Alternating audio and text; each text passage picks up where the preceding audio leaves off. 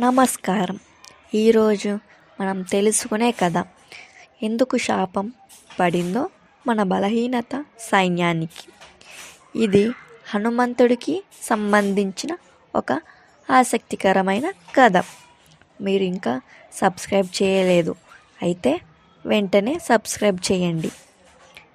హనుమంతుడు చిన్నప్పటి నుండే అత్యంత శక్తివంతుడే కాకుండా తక్షణం లోపల ఒక చురుకైన బుద్ధి కూడా కలిగి ఉండేవాడే. అతను చిన్నప్పటి నుండి ఆకాశంలో ఎగరటం, వృక్షాలను ఎత్తడం వంటి అద్భుత శక్తులను చూపించేవాడు.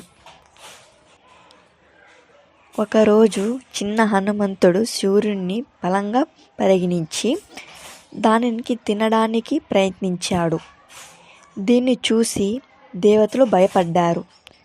వారిలో కొంతమంది హనుమంతుడికి శక్తిని నియంత్రించడానికి శాపం పెట్టారు. శాపం వల్ల హనుమంతుడు తన అసమానమైన శక్తిని ఆకాశంలో ఉపయోగించలేకపోయాడు.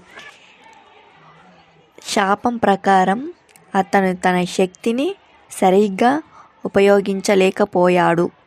శాపం కారణంగా హనుమంతుడు పెద్ద వయస్సు అయ్యే వరకు తన నిజమైన శక్తిని గుర్తించలేదు. దేవతలు చెప్పినట్టు తన శక్తిని ఉపయోగించటానికి మంచి మార్గంలో అది అవసరం వచ్చినప్పుడు మాత్రమే తన శక్తిని సరిగ్గా ఉపయోగించడం ప్రారంభించేది. రామాయణంలో రామచంద్రుని సేవలో ఉన్నప్పుడు. ఇది హనుమంతుడికి శాపం యొక్క మేలికైన పాఠం. అతను తన శక్తిని కేవలం ధర్మార్థం కోసం మాత్రమే వినియోగించగలడు. అలాంటి సందర్భంలో మనం ధైర్యంగా సద్బుద్ధితో ముందుకు వెళ్ళాలి. ఈ కథ మనకు ఒక ముఖ్యమైన పాఠాన్ని చెబుతుంది.